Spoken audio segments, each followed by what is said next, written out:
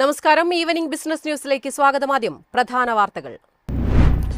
Vladimir പുടിന്റെ India സന്ദർശനത്തിന് പിന്നാലെ ഇന്ത്യ-US ഉഭയകക്ഷി ബന്ധം ശക്തമാക്കാൻ അമേരിക്ക.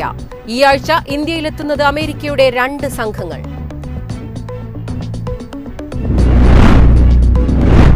ചൈനീസ് കേന്ദ്ര ബാങ്ക് സ്വർണം വാങ്ങിക്കൂട്ടുന്നത് തുടരുന്നു. ആഗോള വിപണിയിൽ സ്വർണ്ണവില ട്രായ് ഔൺസിന് $4,800 ഉടൻ കടക്കുമെന്ന് പ്രവചനം. ഫെഡ് റിസർവിന്റെ പലിശ നിരക്ക് പ്രഖ്യാപനം ഈ വാരം വിപണിക്ക് നിർണായകം. ഇന്ത്യയുടെ പണപ്പെരുപ്പ ഡാറ്റയും രൂപയുടെ മൂല്യവും ഗതി നിർണയിക്കും.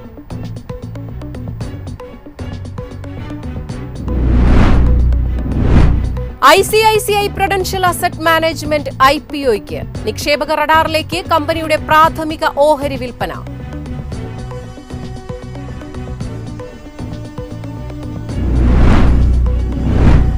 ഡിസംബർ ആദ്യവാരം വിദേശ നിക്ഷേപകർ ഇന്ത്യൻ ഓഹരി വിപണിയിൽ നിന്ന് പിൻവലിച്ചത് 11,820 കോടി രൂപ. പിന്മാറ്റം രൂപയുടെ മൂല്യത്തകർച്ചയെ തുടർന്ന്.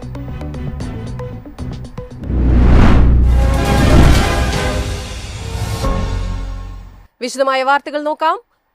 വ്ളാഡിമിർ പുടിന്റെ സന്ദർശനത്തിന് പിന്നാലെ ഇന്ത്യ-US ഉഭയകക്ഷി ബന്ധം ശക്തമാക്കാൻ അതിവേഗ നീക്കവുമായി അമേരിക്ക. ഈ ആഴ്ച ഇന്ത്യയിലെത്തുന്നത് അമേരിക്കയുടെ 2 സംഘങ്ങൾ.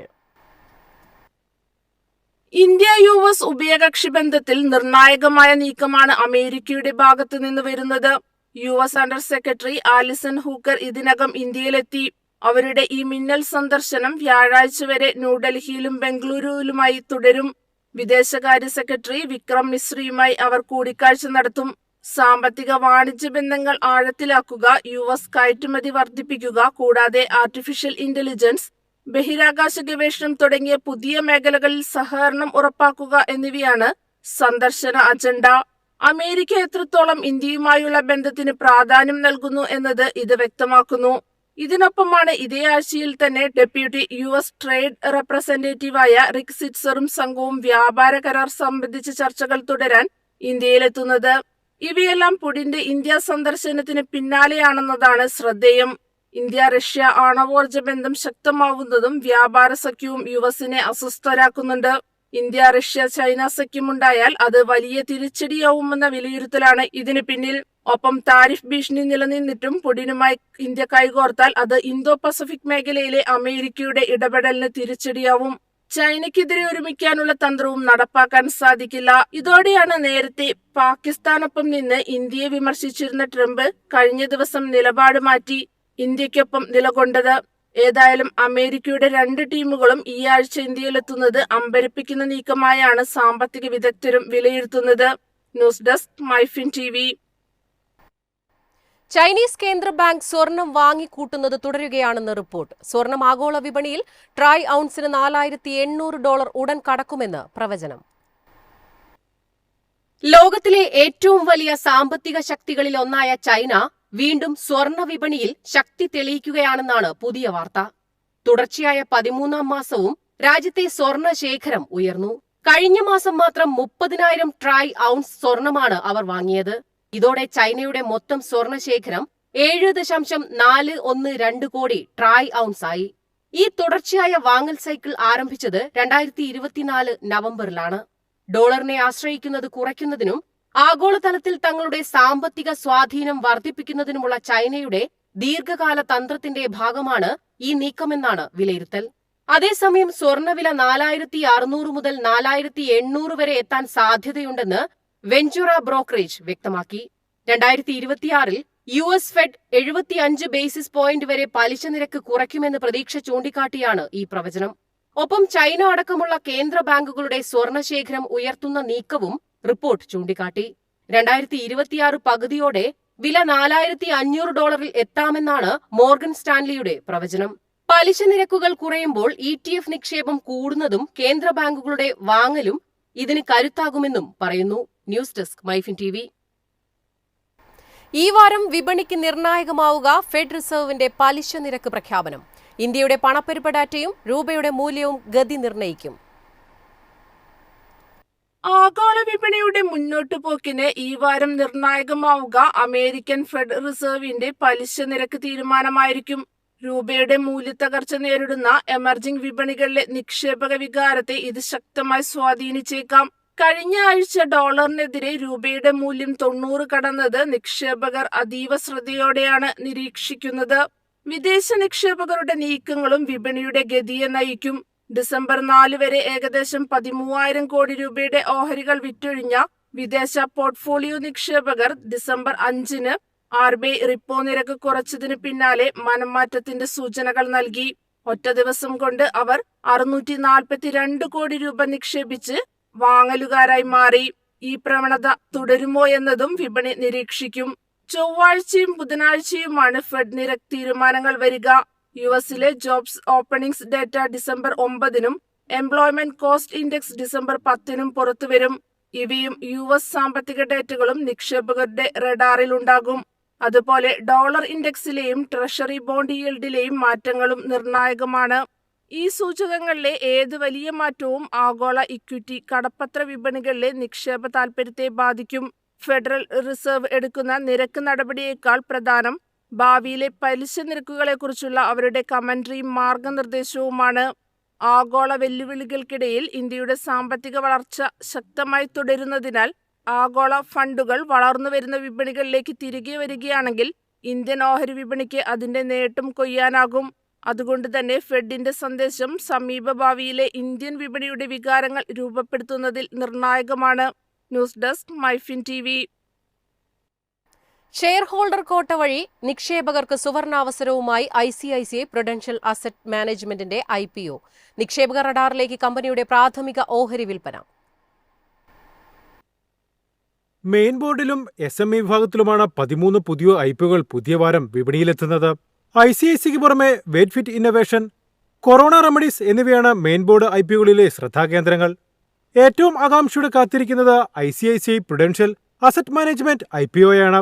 IPOയുടെ മൊത്തം ഇഷ്യൂ സൈസിന്റെ 5%, അതായത് 24.48 ലക്ഷം ഓഹരികൾ ICICI ബാങ്കിന്റെ നിലവിലുള്ള ഇക്വിറ്റി ഓഹരി ഉടമകൾക്കായി പ്രത്യേകം മാറ്റിവെച്ചിരിക്കുകയാണ്. ഈ റിസർവേഷൻ വഴി 1300 കോടിയുടെ മൂല്യമാണ് നിക്ഷേപകർക്കായി നീക്കിവച്ചിരിക്കുന്നത്. സാധാരണ റീറ്റെയിൽ വിഭാഗത്തിൽ 50 മടങ്ങിലധികം ഓവർ സബ്സ്ക്രിപ്ഷൻ വരാനും അലോട്ട്മെന്റ് കിട്ടാനുമുള്ള സാധ്യത 2% കുറയാനും സാധ്യതയുണ്ട്. എന്നാൽ ഈ ഷെയർ ഹോൾഡർ കോട്ടയിൽ മത്സരം കുറവാണ്. ഇത് അലോട്ട്മെന്റ് സാധ്യത 2 മുതൽ 5 ഇരട്ടി വരെ വർദ്ധിപ്പിക്കും. ഈ ഷെയർ ഹോൾഡർ കോട്ട ഒരു ഗെയിം ചേഞ്ചറാണ്. നിലവിൽ ഡിമാറ്റ് അക്കൗണ്ടിൽ ബാങ്കിന്റെ ഒരൊറ്റ ഓഹരിയെങ്കിലും ഉണ്ടെങ്കിൽ IPOയുടെ ഭാഗമാകാം. അതായത് നിക്ഷേപകർക്ക് ബാങ്ക് ഷെയർ ഹോൾഡർ കോട്ട വഴിയും റീറ്റെയിൽ വിഭാഗം വഴിയും അപേക്ഷ നൽകാനും സാധിക്കും. ഇന്ത്യൻ മ്യൂച്വൽ ഫണ്ട് മേഖലയെ തന്നെ മാറ്റിമറിക്കാൻ ശേഷിയുള്ള ഒരു വമ്പൻ IPO ആണിതെന്നാണ് വിലയിരുത്തൽ. News desk MyFin TV. ഈ മാസം ആദ്യ ആഴ്ചയിൽ വിദേശ നിക്ഷേപകർ ഇന്ത്യൻ ഓഹരി വിപണിയിൽ നിന്ന് പിൻവലിച്ചത് 11,820 കോടി രൂപ. രൂപയുടെ മൂല്യത്തകർച്ചയെ തുടർന്നാണ് ഈ പിന്മാറ്റം ഉണ്ടായത്. ഒക്ടോബറിലെ ഒരു ചെറിയ ഇടവേളയ്ക്ക് ശേഷമാണ് ഡിസംബർ ആദ്യ ആഴ്ചയിൽ വിദേശ നിക്ഷേപകർ ഇന്ത്യൻ ഓഹരി വിപണിയിൽ നിന്ന് 11,820 കോടി രൂപ പിൻവലിച്ചത്. കഴിഞ്ഞ മാസം ഏതാണ്ട് 3,765 കോടി രൂപയാണ് പിൻവലിച്ചത്. ഈ മാസത്തെ കുത്തനെയുള്ള പിൻവലിക്കൽ വിപണികളെ കൂടുതൽ സമ്മർദ്ദത്തിലാക്കിയിരിക്കുകയാണ്. ഇത് 2025-ലെ മൊത്തം പിൻവലിക്കൽ 1.55 ലക്ഷം കോടി രൂപയായി ഉയർത്തി. പുതിയ വിൽപ്പനയ്ക്ക് പ്രധാന കാരണം കറൻസി സംബന്ധിച്ച ആശങ്കകളാണെന്ന് വിശകലന വിദഗ്ധർ പറയുന്നു.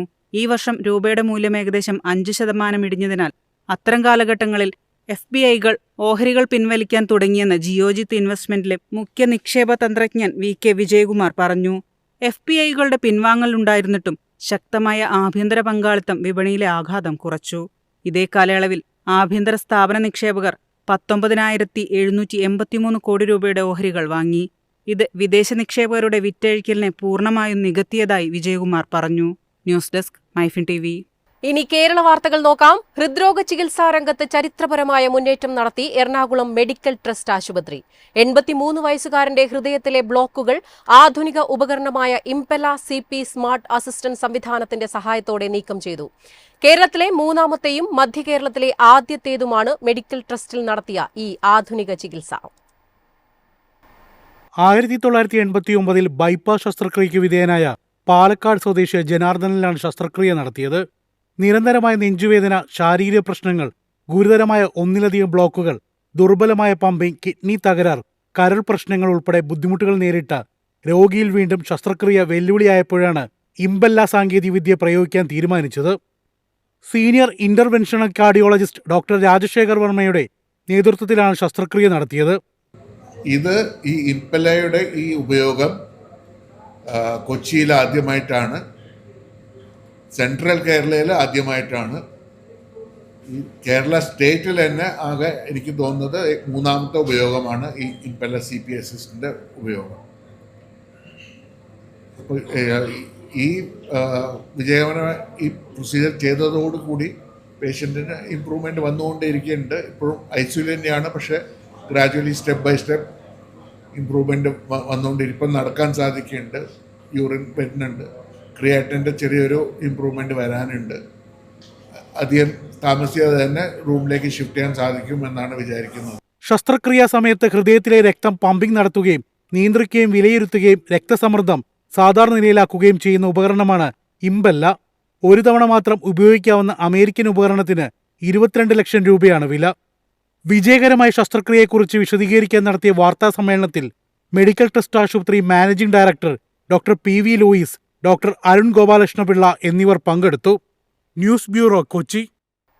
പ്രധാന വാർത്തകൾ വീണ്ടും. വ്ളാഡിമിർ പുടിന്റെ ഇന്ത്യ സന്ദർശനത്തിന് പിന്നാലെ ഇന്ത്യ-US ഉഭയകക്ഷി ബന്ധം ശക്തമാക്കാൻ അമേരിക്ക.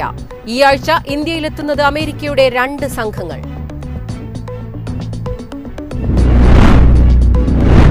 ചൈനീസ് കേന്ദ്ര ബാങ്ക് സ്വർണം വാങ്ങിക്കൂട്ടുന്നത് തുടരുന്നു. ആഗോള വിപണിയിൽ സ്വർണ്ണവില ട്രായ് ഔൺസിന് $4,800 ഉടൻ കടക്കുമെന്ന് പ്രവചനം. ഫെഡ് റിസർവിന്റെ പലിശ നിരക്ക് പ്രഖ്യാപനം ഈ വാരം വിപണിക്ക് നിർണായകം. ഇന്ത്യയുടെ പണപ്പെരുപ്പ ഡാറ്റയും രൂപയുടെ മൂല്യവും ഗതി നിർണയിക്കും.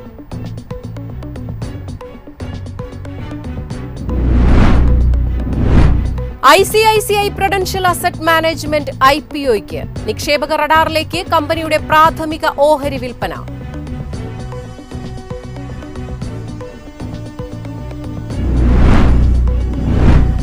ഡിസംബർ ആദ്യവാരം വിദേശ നിക്ഷേപകർ ഇന്ത്യൻ ഓഹരി വിപണിയിൽ നിന്ന് പിൻവലിച്ചത് 11,820 കോടി രൂപ. പിന്മാറ്റം രൂപയുടെ മൂല്യത്തകർച്ചയെ തുടർന്ന്.